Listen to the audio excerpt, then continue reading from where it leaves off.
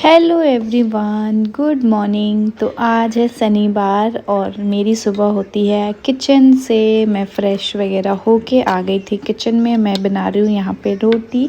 आज सब्ज़ी बनाई थी मम्मी ने, राजमा बनाया था और मैं यहाँ पे जल्दी जल्दी उठ के रोटी बना दी। और फिर उसके बाद आज करना है घर का सारा काम, तो इसीलिए मैंने सोचा जो भी हो जल्दी जल्दी निपट जाए, क्योंकि घर का काम करने के बाद फिर मुझे अपना वीडियो का भी आज बहुत सारा काम करना है। क्योंकि अब आने वाले कल में थोड़ा सा हम बिज़ी हो जाएंगे, तो अभी सब कुछ निपटा लूँ इसीलिए। फिर उसके बाद रोटी बजाने के बाद मैंने जल्दी जल्दी सारे बर्तन वगैरह धो लिए। मैंने सोचा पहले बर्तन धो लेती हूँ तब झाड़ू पोछा करूँगी, नहीं तो फिर ना झाड़ू पोछा करने के बाद बर्तन धो तो फिर सब गीला गीला कचर कचर हो जाता है। मेरी वॉइस में ना आपको भोजपुरी का टोन भी थोड़ा थोड़ा सा आ जाता है, क्योंकि अब आदत है, घर में बोलते हैं तो थोड़ा सा वो भी आ जाता है टोन। उसके बाद फिर मैं चल दी रूम में जाके सारे रूम का बेडशीट वगैरह ठीक किया और बेडशीट वगैरह ठीक किया। अब मैं विंटर्स के सोच रही हूँ जो बेडशीट है वो रख दूँ और जो समर्स वाले हैं गर्म वाले रख के और कॉटन वाले निकाल दूँ, क्योंकि अब गर्मी आ गई है और नहीं पहना जा रहा है। मतलब कोई भी विंटर के कपड़े भी नहीं पहने जा रहे और बेडशीट पे भी रात में काफ़ी गर्मी सी लगती है। उसके बाद फिर मैंने धीरे धीरे सब झाड़ू वाड़ू लगाया। एक्चुअली हमें ना आदत नहीं है, तो आदत छूट गई है ना, तो जब थोड़ा सा झाड़ू पोछा ये सब करो ना तो उस दिन बड़ा पेन होने लग जाता है। और जिसको डेली आदत होती है फिर वो आराम से ईज़िली कर लेता है। अब हमारे यहाँ पे क्या होता है ना कि बर्तन झाड़ू पोछा के लिए हमने सब कुछ रखा हुआ है, बट हाँ उनको भी वीक में छुट्टियाँ तो चाहिए ही, तो फिर उस दिन तो इंसान को खुद करना पड़ता है। तो आज मैंने जल्दी जल्दी सारा काम कर लिया और ऐसे ना 1 घंटे में निपट जाता है सब कुछ। अगर अच्छे से जल्दी जल्दी करो तो 1 घंटे में सारा काम निपट जाता है। और ऐसे कभी सोचो तो लगता है कि भी बहुत सारा काम है, ऐसे है वैसे है, बट जब करना शुरू करो ना तो ज़्यादा से ज़्यादा सिर्फ 1 घंटा लगता है। 1 घंटा में जितने काम है सब कुछ निपट जाता है। नहाना धोना भी सब कुछ टाइम से हो जाता है। और ऐसे अगर सुबह सिर्फ ब्रेकफास्ट वगैरह बनाना होता है तो धीरे धीरे और मतलब पूरा ऐसे चलता है ना कि ये करना है वो करना है, और पूरा टाइम ही ऐसे लग जाता है करते करते। बोल रहे थे कि वाइपर से पोछा वगैरह लगा लो, बट मैंने सोचा कि नहीं, हाथ से जो लगाते हो ना तो ज़्यादा क्लीनिंग पता चलती है, तो ऐसे ही किया मैंने।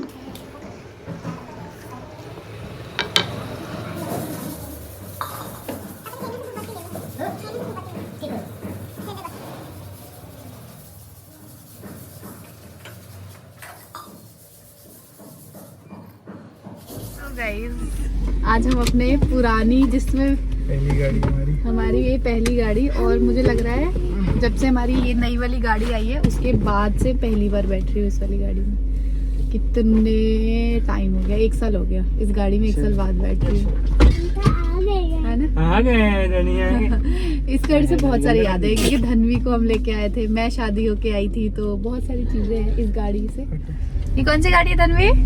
हमारी दूसरी गई है। आपको पता है आप हॉस्पिटल से इसी गाड़ी में आए थे? हाँ, छोटा सा बेबी को गोदी में मम्मा आगे लेके बैठी हुई थी। और विकास और ये जा रहे हैं आज दोनों जने मूवी देखने।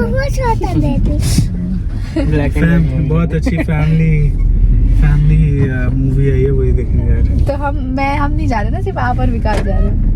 मूवी का नाम क्या है? जिस्म 2। आप तो ये वल्गैरिटी मेरे वीडियो मत, फैमिली व्लॉग बनाती हूँ मैं। एक तो कल पता नहीं क्या बोले, कल पता नहीं क्या बोले थे, वो मैं ऐसे ही डाल दी तो कह रहे अब आएगी ना बात विकास को देख के। गाइस विकास की बातों को इग्नोर करें। आप घर पे ले गए थे, मैं आपको अच्छा लग रहा है मेरा फेस। देखने गई थी मैं। आप मेरे को छोड़ के मूवी देखने गए थे? किसके साथ? कौन सा मूवी? कल इनके घर में पापा बता रहे 6 तारीख को वो है घर भोज। कहाँ जाएंगे? कहाँ जाएंगे? दिन में आएंगे। हम क्यों आएंगे? अच्छा, मतलब मौसी और मौसा। हाँ, मम्मी पापा आएंगे। मेरे को वो नहीं होता सेक्टर में, मेरे को ऐसा लगता है कि सब मतलब भाई सबके घर से आए। लेकिन बहुत जल्दी ही साफ हो रहा है, प्लॉट कट रहा है ना विकास। एगो प्लॉट सामने वाला में लिखा जाओ। अभी तो एक ही को के वो जल्दी साफ हो गया, वरना उधर कहाँ दिखता था, अब सब दिख रहा है। अन्नू का ऑफिस भी दिख रहा है ना। सो गाइस चलिए कपड़े वगैरह दे देते हैं ड्राई क्लीन के लिए और फिर घर चलते हैं। इस गाड़ी में बैठ के अच्छा सा लग रहा है, बहुत दिनों बाद बैठे है ना, इसलिए। ये क्या ले लिया? हरि राम। हे प्रभु, हे जगन्नाथ, ये क्या हो गया? ये पानी आ गया। धनवी वो बाढ़ में रहता है। हाँ। उसका पूरा और वीडियो देखना वो बंदा वो हुआ वायरल हाँ, कितना लेकिन है। आधा काट के लोग सुना देते हैं उसको। धनवी भैया के लिए मेरा और अपने गमछा लिए? खुल गया। भैया के लिए एक पेंडी दे दे। आपके लिए और वो वानी दीदी के लिए? वानी दीदी की नहीं है। कहाँ इधर ही है ना? हाँ बोलो। ऐसा करो ना, आप लोग निकल जाओ, मैं चली जाऊंगी धनवी को फटाफट लेके। आओ दर्शन। धनवी को लेके यहाँ से घर कैसे जाओगे? फटाफट जाओ।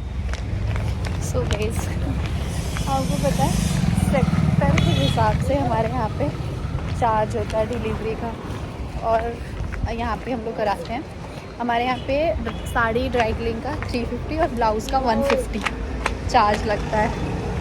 सो गाइस, अभी मैं घर आ गई हूँ और मैं अब बना रही हूँ धनवी के लिए ओट्स। काफ़ी लोग मुझसे पूछते हैं कि दीदी आप ओट्स कैसे बनाते हो, तो मैं आपको बता दूँ। थोड़ा सा पानी लेती हूँ मैं, जितनी क्वांटिटी में आपको बनाना है तो मैं थोड़ा सा ही बनाती हूँ, और मैं धनवी को डे में एक बार ओट्स खिलाती हूँ क्योंकि उसको पसंद है, उसको टेस्टी लगता है। इस तरीके का पैकेट आपको मिल जाएगा ऑनलाइन। धनवी जो खाती है वो क्लासिक वाला खाती है, क्लासिक मसाला ओट्स, सफोला का है ये।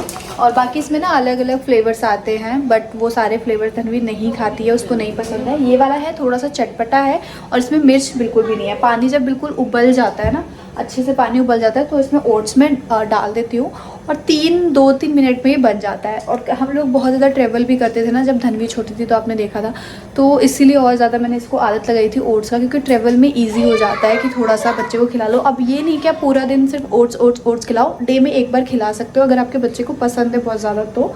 और बाकी मुझे लगता है कि सही है, क्योंकि मैंने कई बार डॉक्टर से पूछा है। आई नो ये थोड़े से इसमें बहुत सारी चीज़ें हैं जो मतलब लोगों को लगता है कि नहीं देना चाहिए बच्चे को, बट मैंने धनवी के जो डॉक्टर है उनसे कंसल्ट किया था। उन्होंने बोला था कि हाँ, अगर आपका बच्चा खाता है तो आप थोड़ी सी क्वांटिटी में उसको दे सकते हो, बहुत ज़्यादा नहीं और बार बार नहीं, लेकिन हाँ थोड़ा सा दे सकते हो। तो इसके हिसाब से मैं देती हूँ। देखो अब मेरा पानी जो है ना वो बिल्कुल गर्म हो गया है। फिर मैं इसमें ओट्स ना मिक्स कर दूँगी। ये मैंने कल ही पैकेट खोला, वरना मैं इसको डब्बे में डाल के अच्छे से रख देती हूँ। सो गाइज़, मैं दे के आ गई हूँ ये, और विकास मुझे घर छोड़ के दोनों जने चले गए हैं। एक्चुअली जहाँ ये दोनों जने जा रहे थे ना, वहाँ पे बड़ी वाली गाड़ी नहीं जाती, स्पेस कम था, तो आज छोटी वाली गाड़ी से गए हैं दोनों जने।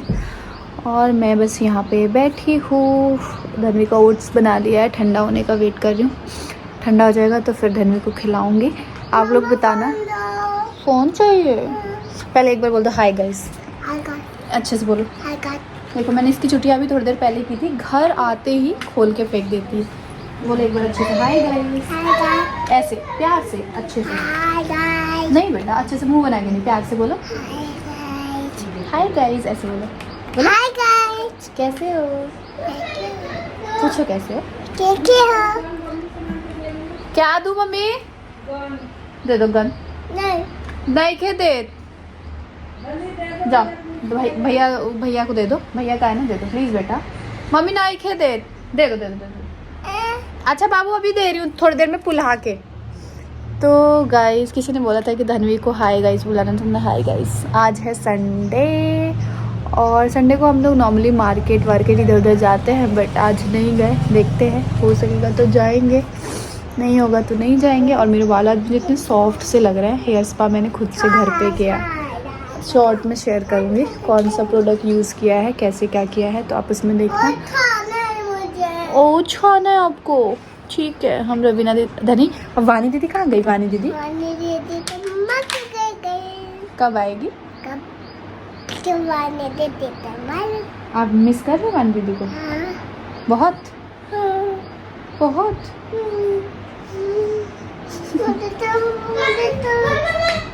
क्या धनी? क्या धनी क्या कह रहे थे वानी दीदी को? वानी दीदी आपको छोड़ के चल गई? अब वानी दीदी आएगी तो बात नहीं करोगे? नहीं। क्यों? एक घंटा थुथु बारी मुंह बना के कॉला बारी।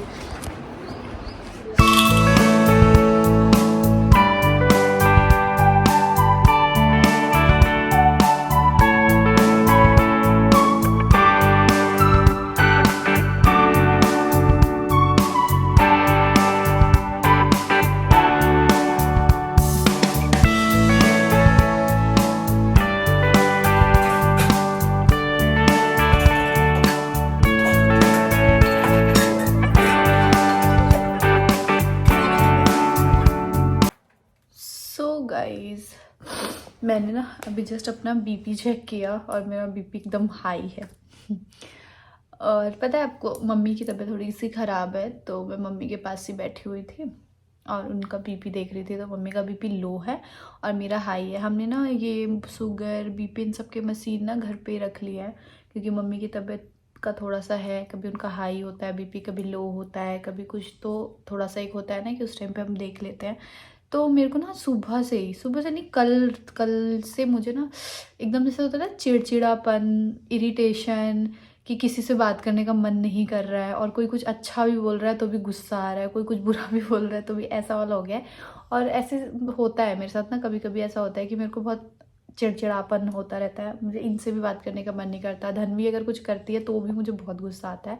तो कल रात से मैं बात नहीं कर रही हूँ किसी से, मैं थोड़ा सा चुप, क्योंकि ऐसा लगता है ना कि यार जब अंदर से खुद ही वो हो तो किसी से बात करो तो कुछ उल्टा ना निकल जाए और कुछ ऐसा ना हो जाए, तो इसलिए मैं बोलती नहीं हूँ और मैं थोड़ा सा अकेले अकेले रहती हूँ। और वो मुझे कल से हो रहा है एक्चुअली। मुझे ना थोड़ा सा मेरे काम को लेके कुछ चीज़ें हैं जो थोड़ी सी ठीक ठाक नहीं चल रही है, तो उसकी वजह से भी हो सकता है मेरे को इरिटेशन हो रही है थोड़ा सा, बॉडी में भी ना ऐसा हो रहा है। और लास्ट एक ना रील्स बनाया था मैंने किसी गाने पे, और मतलब तो एक दो लोग कमेंट करते कि आप शायद प्रेग्नेंट हैं और कॉन्ग्रेचुलेशन वगैरह भी विश करने लग गए थे। तो जी नहीं नहीं नहीं नहीं नहीं नहीं, कितनी बार नहीं मैंने बताया कि अभी ऐसा कुछ भी नहीं है प्रेगनेंसी का। हाँ, जब जैसे जो होगा आप सभी के साथ शेयर किया जाएगा, बट फिलहाल ऐसा कुछ भी नहीं है।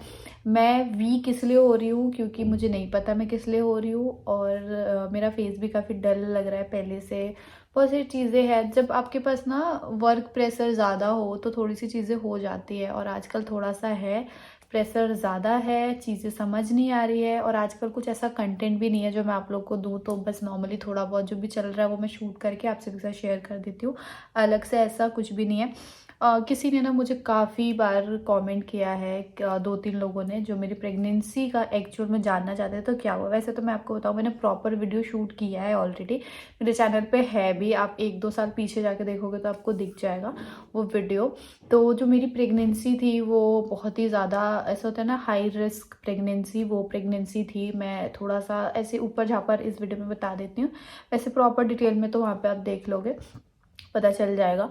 सो मेरा फर्स्ट मिसकैरेज है, ये भी जो मेरे न्यू सब्सक्राइबर हैं उनके लिए मैं बता दूँ। आप लोग सोचोगे शादी के इतनी जल्दी, मतलब होता है ना जब नई नई शादी होती है तो सब प्लान करते हैं कि एटलीस्ट हम 2-3 साल का ब्रेक लेंगे, शादी का जो टाइम है वो इंजॉय करेंगे, उसके बाद प्रेगनेंसी वगैरह प्लान करेंगे। तो किसी ने भी पूछा था कि धन्वी आपकी ऐसा है कि प्लान बेबी है अनप्लान बेबी है, तो मेरी धन्वी अनप्लान बेबी है। प्लान बेबी तो ऐसा होता है ना, शादी के 2-3 साल बीत जाते हैं तब हम सोचते हैं प्लान करने का या ऐसा कुछ, बट धन्वी मेरा मेरी शादी के 2 या 3 मंथ बाद ही मैंने फर्स्ट प्रेगनेंसी कंसीव कर ली थी। और उस टाइम पे जो मेरी फर्स्ट प्रेगनेंसी है उसमें जो हार्ट है, बेबी का हार्ट है, वो नहीं मतलब आया था, तो वो मिसकैरेज हो गया था मेरा। और वो मिसकैरेज वाला जो प्रोसेस था वो बहुत पेनफुल प्रोसेस था, और मुझे लगता है कि धन्वी को जब मैंने धन्वी जब हुई तो भी वैसा पेन मैंने नहीं सहा जो वो मिसकैरेज के बाद जो वो होता है ना, क्या बोलते हैं, अबॉर्शन बोलते हैं या क्या बोलते हैं, वो जो प्रोसेस था वो बहुत पेनफुल था। और उस टाइम पे मेरी पूरी बॉडी ऐसी हो गई थी कि मैं बता नहीं सकती, कि बहुत पेनफुल प्रोसेस था। तो उसी टाइम डॉक्टर वगैरह से हमने चेकअप वगैरह कराया था, तो डॉक्टर ने मतलब बोला था कि आपको थोड़ी सी इश्यू रहेगी प्रेगनेंसी में, बिकॉज मेरा जो यूट्रस है वो थोड़ा सा वीक है, जो प्रेगनेंसी को थोड़ा सा वो है, ऐसा डॉक्टर ने बोला था। ये उनकी लैंग्वेज में है, अब क्या है कैसे है वो मुझे भी प्रॉपर नहीं पता है। फिर उसके बाद मिसकैरेज के 1 मंथ बाद ही मेरी सेकेंड प्रेगनेंसी धन्वी, मिसकैरेज के 1 नहीं 2 या 3-4 मंथ के बाद धन्वी कंसीव हो गई थी। और उसके बाद जो मेरा रियल स्ट्रगल मेरी प्रेगनेंसी का स्टार्ट होता है धन्वी के कंसीव होने के बाद ही। और मुझे पूरे कंटिन्यू 7-8 मंथ तक ब्लीडिंग की इशू थी, कि मतलब इतना हाई लेवल पे ब्लीडिंग होता था कि अगर मैं ऐसे स्ट्रेट खड़ी भी हो जाऊँ ना तो घर पे बच्चे को पता चल जाता था कि भाभी की तबीयत ख़राब हो गई है, निकी की तबीयत ख़राब हो गई है, मेरे ससुर जी सबको पता चल जाता था, क्योंकि मेरी प्रेगनेंसी इतनी कॉम्प्लिकेटेड थी और इतनी ज़्यादा चीज़ें ओपनली होकर सब कुछ हो जाता था कि मैं छुपा ही नहीं पाती थी, मैं खुद को बहुत ज़्यादा वैसा फील करती थी। 1 महीना 1 हफ्ता ऐसा नहीं जाता था जब मेरा अल्ट्रासाउंड नहीं होता था। हफ्ते में मेरे 3-3 4-4 अल्ट्रासाउंड होते थे। ऐसी सिचुएशन आती थी कि डॉक्टर ये बोलते थे कि आपके पास अभी कुछ नहीं बचा है, आप जो अपना बेबी है उसको खो चुके हो और नॉर्मल चीज़ें हैं, क्योंकि इस लेवल तक की ब्लीडिंग होती थी। और हम सबके लिए नया था, उस टाइम हमें नहीं पता था कि प्रेगनेंसी के टाइम में ऐसा भी कुछ होता है किसी लेडी के साथ। बट हाँ, उसके बाद 1-2 केस और हमने अपने फैमिली रिलेशन में देखा तो समझ में आया कि आजकल ये इशू लड़कियों को हो गया है। एंड उस टाइम हमें नहीं पता था कि ऐसी कुछ होती थी। तो जब भी ऐसी कोई सिचुएशन आती थी, रात के 2-2 बजे 3-3 बजे हम नॉर्मली खाना अच्छा भी खाए हैं, सोए हैं, और जब सोने गए हैं तो रात को 3-3 बजे ऐसी सिचुएशन हुई है कि मतलब पूरा जिस एरिया पे मैं हूँ, लेटी हूँ, वहाँ पे भी मतलब पूरा बहुत बुरा सिचुएशन था। तो हम लोग भागते हुए हॉस्पिटल जाते थे, फिर वहाँ पे डॉक्टर को बुलाया जाता था, फिर अल्ट्रासाउंड होता था। और मतलब क्या बताऊँ मैं, कैसे कैसे अल्ट्रासाउंड होते थे वो मैं आपको एक्सप्लेन भी नहीं कर सकती, बिकॉज काफ़ी ऐसे है कि फैमिली पर्सन भी ब्लॉग्स देखते हैं मेरे भी, तो मैं इतना ओपनली नहीं बता सकती हूँ।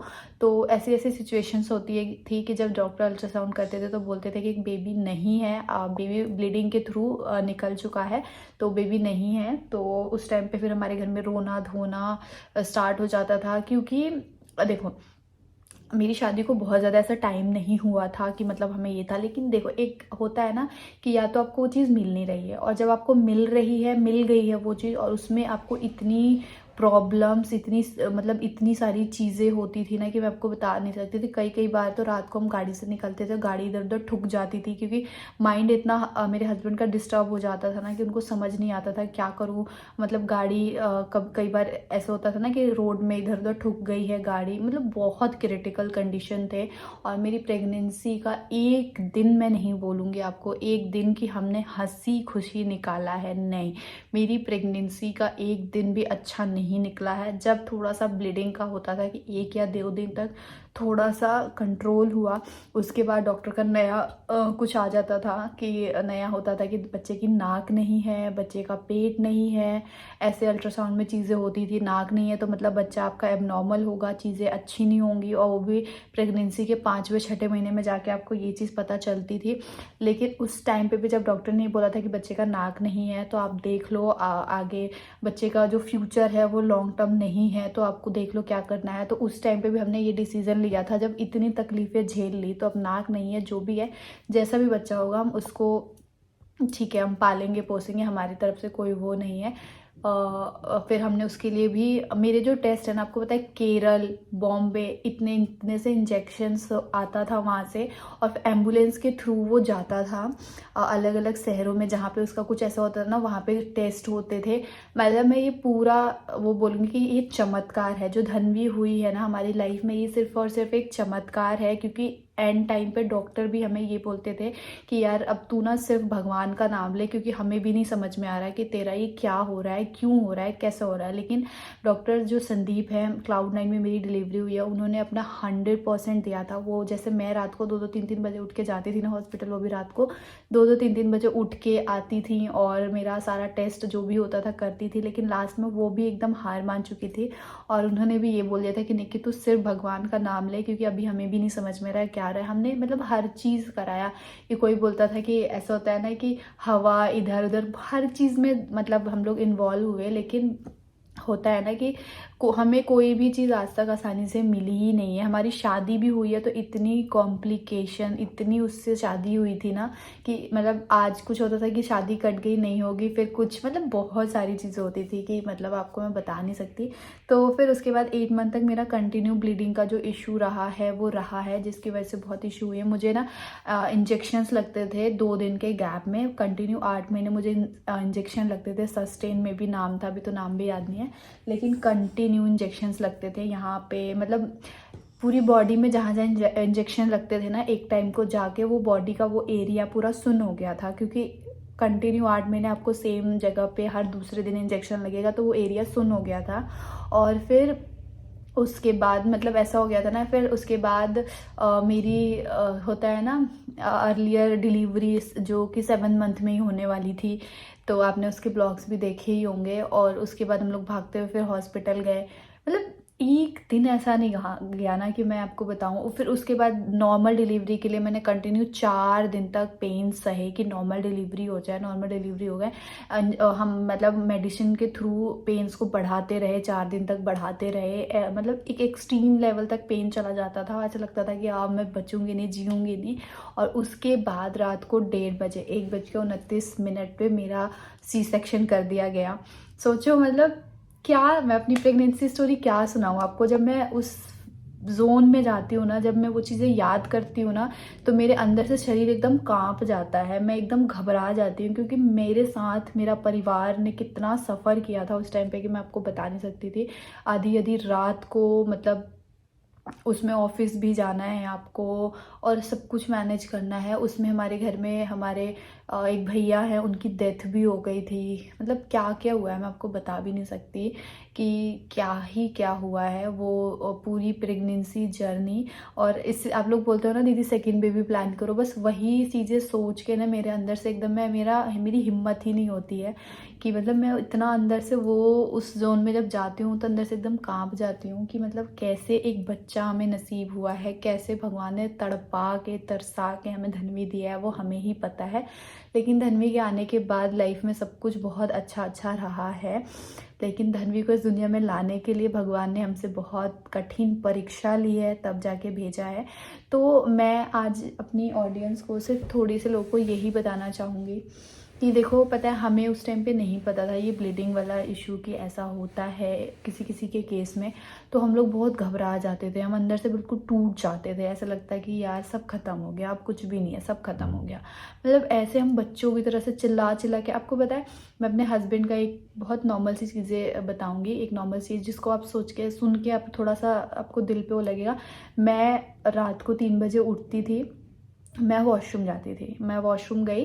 देन उसके बाद मेरी हिम्मत नहीं होती थी कि मैं जाके अपने हस्बैंड को कुछ बोलूँ कि क्योंकि जब मैं उनको कभी कुछ बोलती थी ना रात को ऐसी तबीयत कर, तो वो एकदम से ऐसे कांप के उठते थे और 2 मिनट तक बस मुझे चुपचाप देखते रहते थे। आँख से उनके आंसू नहीं बंद होते थे, बस वो मुझे देखते रहते थे, देखते रहते थे, देखते रहते थे।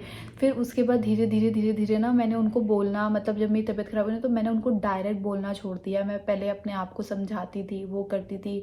उसके बाद मैं मम्मी के रूम में जाती थी, मैं मम्मी को धीरे से उठा के बोलती थी कि मम्मी मेरी तबीयत ख़राब हो रही है, ऐसे ऐसे। फिर मेरी मम्मी आती थी, फिर वो यहाँ पे मतलब इनको मेरे हस्बैंड को धीरे से उठाती थी, धीरे से बताती थी। कई कई बार तो हम रात को खूब तेज तेज चिल्लाने लग जाते थे। मतलब बहुत बहुत बहुत दर्दनाक कंडीशन होता था। मेरे घर से सब लोग आ जाते थे, मामा जी के घर, मतलब सबकी लाइफ। मैं ये नहीं बोलूँगी कि मेरी प्रेगनेंसी थी तो मैं शारीरिक कष्ट में थी, लेकिन मेरा घर, मेरा परिवार, सारा परिवार मेंटली बहुत ज़्यादा परेशान था। क्योंकि मेरे साथ साथ सबको मतलब मामा जी के घर से भी सब भाग के आते थे, मेरे घर से सब भाग के आएंगे, यहाँ से सब जगह ही रहते थे। और हम लोग रात रात भर हॉस्पिटल जाएंगे, रात भर सब जगह रहेंगे, बस भगवान का नाम लेते थे क्या होगा कैसे होगा। तो बहुत कॉम्प्लिकेशंस रही है लाइफ में प्रेगनेंसी को लेके। बट भगवान, मैं पता है हमेशा ये कहूँगी किसी को कितना भी तकलीफ़ दे दो, लेकिन उसकी प्रेगनेंसी अच्छी दो, मतलब जिसमें वो हंसता खेलता आराम से अपना प्रेगनेंसी एंजॉय करते हुए उसका बेबी आए। मेरी तरह प्रेगनेंसी कभी किसी लड़की को ना हो। इतनी पेनफुल प्रेगनेंसी रही है मेरी कि मतलब मेरी जो डॉक्टर है, डॉक्टर संदीप चड्ढा, वो भी मेरे साथ रोज आती थी कि जब मैं रोती थी ना, इतनी तकलीफ़ मिली है ना मुझे मेरी प्रेगनेंसी में, इतनी तकलीफ़ कि मैं आपको बता नहीं सकती हूँ। मेरी बॉडी पे मतलब इतनी सुई के निशान, इतना वो